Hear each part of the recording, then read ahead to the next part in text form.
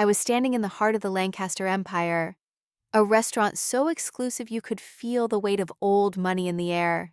My mother-in-law, Estelle Lancaster, glided towards me, her smile as sharp and cold as the diamond necklace she wore, in front of everyone. She handed me a glass of wine and said, her voice loud enough for all to hear, "Sloane, darling, tell us what a bottle that costs more than a house in your little hometown tastes like." She expected me to be humiliated, to shrink under the weight of her cruelty. What she didn't know was that she hadn't just insulted me. She had just activated a secret I had kept for 5 years, a secret that was about to crush her precious ego into dust. Before I dive into my story, I'd really appreciate it if you could let me know where you're watching from in the comments, and if you'd consider subscribing to my channel. It would mean the world to me and help me keep sharing more stories like this.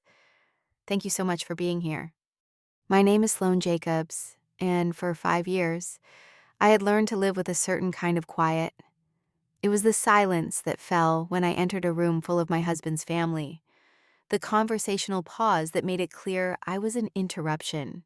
Tonight, that quiet was amplified by the cavernous space of the Lancaster Cellar, a restaurant so exclusive you could feel the weight of old money in the air. Clinging to the darkwood paneling and the hushed whispers of the city's elite, I was standing near a pillar, watching my mother-in-law, Estelle Lancaster, hold court. She wasn't merely a host. She was a monarch surveying her kingdom, built on generations of wealth and impeccable taste. Her son, my husband Julian, stood a respectful pace behind her, looking perpetually uncomfortable in his own world. He caught my eye from across the room and gave me a small, tight smile that I knew was meant to be reassuring but felt more like a warning. It was a smile that said, "Please, Sloane, just for tonight, blend in." That smile sent a pang through my chest, a memory of a different time. I remembered our third date, a picnic in a field behind my family's vineyard in Oregon. He'd shown up in a ridiculously expensive car that was caked in dust from the dirt roads, holding a bottle of cheap, sweet cider he'd bought from a roadside stand. We'd laughed until our sides hurt, and he told me he'd never felt more at home. That was the man I'd fallen in love with, the one who seemed to be fading with every passing year under his mother's shadow. I also remembered the night he proposed, presenting me with a simple, beautiful ring he'd designed himself, when he told Estelle. She hadn't looked at the ring. She'd looked at my hands, a winemaker's hands, she'd said, her tone making it sound like an affliction. "Strong, I suppose, but they will need a great deal of work." Julian had squeezed my hand then, whispering, "She'll come around." But she never did. Her acceptance was always conditional, a prize I could see but never quite reach. Blending in was all I had ever tried to do. I wore a simple navy dress, elegant but forgettable, a stark contrast to the glittering gowns and bespoke suits that surrounded me. I kept my opinions to myself, especially about the one thing I knew more about than anyone else in this room: wine. I watched as a young server nervously presented a bottle to a nearby table, his thumb placed too high, warming the neck of a delicate white wine. I instinctively winced, a reaction I had learned to suppress in my world, the hidden world where I was not Sloane Jacobs, wife of a Lancaster, but the anonymous critic known only as Nectar. That server would have been corrected with quiet precision. But here, in Estelle's world, I was just the girl from Oregon, a rustic addition to their polished dynasty. My family had a vineyard, a small, beautiful plot of land where I'd grown up with dirt under my fingernails and the scent of Pinot Noir grapes in the summer air. To Estelle, this meant I was a farmer's daughter, forever out of place in her gilded cage. Estelle finally disengaged from a conversation with a senator and glided towards me, her smile as sharp and cold as the diamond necklace resting on her collarbone. Julian followed, his anxiety palpable. "Sloane, darling," she began, her voice carrying just enough to draw the attention of those nearby. "I see you're admiring the decor. It must all feel so grand compared to what you're used to." Across the room, I saw Julian's cousin, Clara, a gentle soul who rarely spoke up, give me a quick, sympathetic glance before looking away, her fear of Estelle more powerful than her kindness. Before I could respond, Estelle gestured to a sommelier. The purpose of tonight's gathering was the unveiling of a new prize for the Lancaster collection, a bottle of Domaine de la Nuit 1959 of Burgundy. So rare it was spoken of in legends. Estelle had won it at a fiercely competitive auction, and tonight was about showcasing her victory. As the sommelier approached with the precious bottle, Estelle leaned in and whispered something to him, a seemingly innocent instruction. But I saw the way his posture stiffened, the way he avoided my gaze as he prepared the glass. She had the sommelier pour a small, reverent amount into a glass and then handed it to me. A calculated gesture in front of her most important guests. "Here," she said, her voice dripping with false generosity. "Tell us, Sloane, what does a bottle that costs more than a house in your little hometown taste like?" A few people chuckled. Julian's face went pale. She expected me to be humiliated, to shrink under the weight of her cruelty, to take a clumsy sip and say something simple, something that would confirm her narrative of me. What she didn't know was that she hadn't just insulted me. She had just handed a loaded weapon to the one person in the room who knew exactly how to use it. I took the glass, my hand steady. The silence that followed was heavy with expectation. Everyone was watching, waiting for the farmer's daughter to make a fool of herself. I ignored them. I ignored Estelle's triumphant smirk and Julian's pleading eyes. In that moment, I wasn't Sloane Jacobs anymore. I was Nectar, and my work was about to begin. I brought the glass up, not to my lips, but to eye level. Tilting it against the white tablecloth, the first rule of tasting is to see. The wine's color was a pale garnet, but the rim, the very edge of the liquid against the glass, had a faint brownish, brick-like tinge. It was a subtle sign, almost imperceptible, but for a wine of that age and pedigree, it was an anomaly. It hinted at premature oxidation. The low hum of conversation in the room began to fade as my examination continued. My movements were slow, deliberate, the practiced motions of a professional. This was not the behavior Estelle had anticipated. I saw a flicker of annoyance in her eyes. I then lowered the glass and gave it a gentle swirl, watching the wine's legs cling to the side. Then, I brought it to my nose, closing my eyes and inhaling deeply. I was searching for the symphony I expected from a legendary Burgundy notes of cherry, damp earth, forest floor, truffle, and rose petals. Instead, I found a discordant, jarring silence. There was a faint, musty smell, like a damp newspaper left in a cellar, underpinned by a whisper of vinegar. It was the ghost of a great wine, not the wine itself. I opened my eyes and met Estelle's gaze. Her smile was gone, replaced by a tense, questioning look. The room had gone completely quiet. Even the servers had stopped moving. I took the smallest possible sip, letting the liquid coat my tongue for just a second. The taste confirmed what the color and aroma had already told me. The vibrant fruit was gone, replaced by a flat, lifeless acidity. The complex structure had collapsed. It was a tragedy in a glass. I gently placed the crystal glass back on the table, pushing it slightly away from me. The gesture was small, but the meaning was clear. I looked directly at my mother-in-law, my voice calm and even. Though my heart was pounding, I spoke with a quiet sadness, as if delivering bad news about a mutual friend. "It's a shame," I said, my voice carrying clearly through the silent room. "This bottle is corked. The wine is ruined." For a moment, there was nothing but stunned silence. Then, Estelle let out a short, sharp laugh, a sound like breaking glass. "Ruined? Don't be ridiculous," she scoffed, her composure returning. "You simply don't have the palate to appreciate it. You're used to simpler things." Julian rushed to my side, his hand on my arm. "Sloane, apologize to my mother," he hissed, his face a mask of panic and anger. "What are you doing?" But I didn't look at him. My attention was on a man at a nearby table who had been watching the entire exchange with keen interest. It was Mr. Alistair Finch, a legendary wine critic, a man so respected that his opinion could make or break a vineyard. His presence here was a coup for Estelle. Mister. Finch slowly stood up, his eyes fixed on me. He walked over to our table with a quiet authority that commanded the room's full attention. He didn't speak to Estelle. He looked at the glass I had set aside. May I? He asked me, his voice a low, cultured rumble. I nodded. He picked up the glass, performed the same three-step ritual I had, though much more quickly. His expression remained neutral until he smelled the wine. A subtle frown creased his brow. He took a tiny sip, and then he placed the glass back on the table, exactly where I had left it.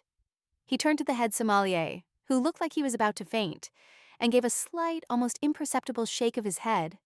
The sommelier understood immediately. His face went white, and he began to discreetly signal to the other staff to halt the pouring of the expensive wine.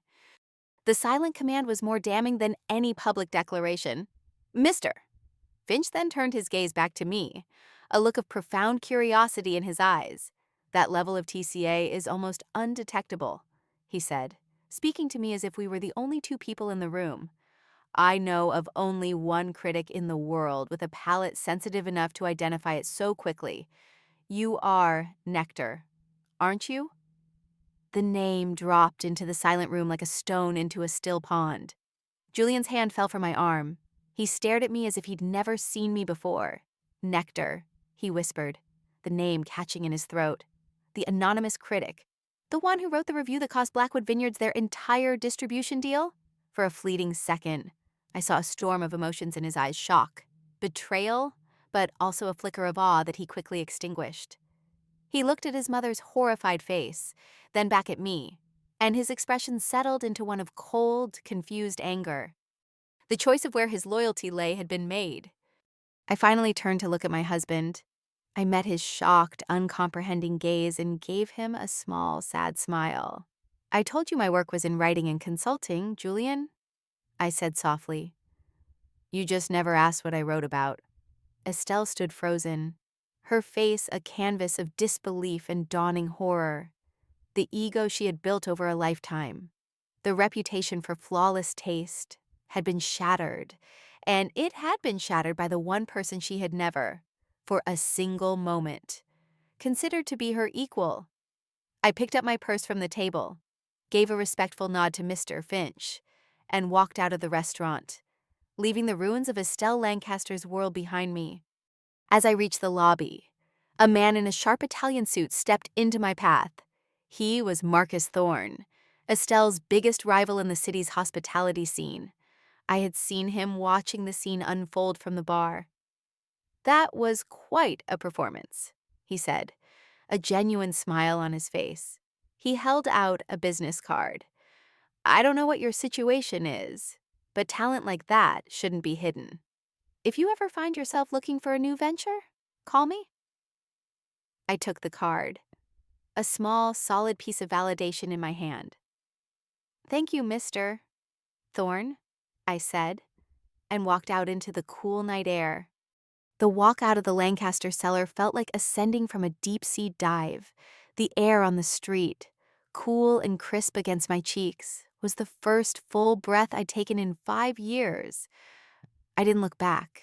I hailed a cab, the city lights blurring past the window as I finally let the adrenaline fade, replaced by a profound and hollow sense of finality.